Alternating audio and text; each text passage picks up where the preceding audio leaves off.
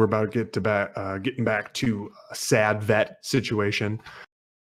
Junior Dos Santos looks so good.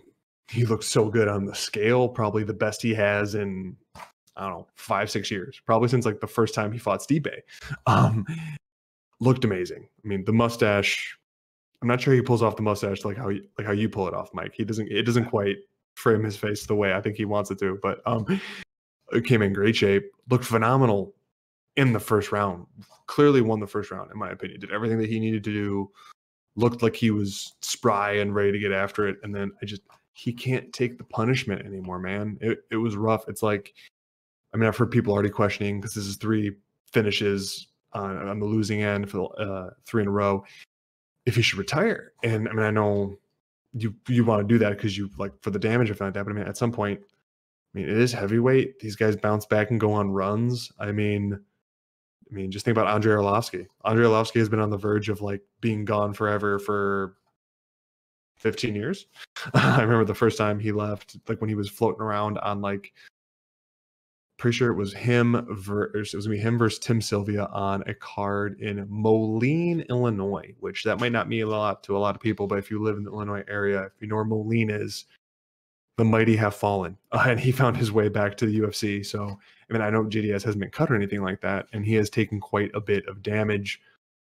I would still say Arlovski's taken more in some other heavyweights. So it gets to be one of those points that he's going to be able to beat. He's kind of drifted into that.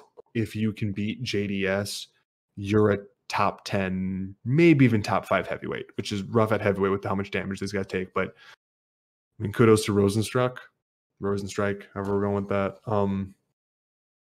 He got him, but I don't know. I'm still feeling a little bit rough for JDS because he was one of my guys back in the day as well.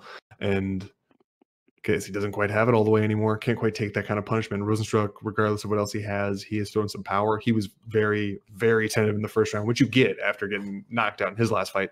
But he really poured it on and got the finish. And he's given heavyweight. He's 1 win away to fight the champion, unless somehow that ends up being Francis, because no one wants to see that fight again.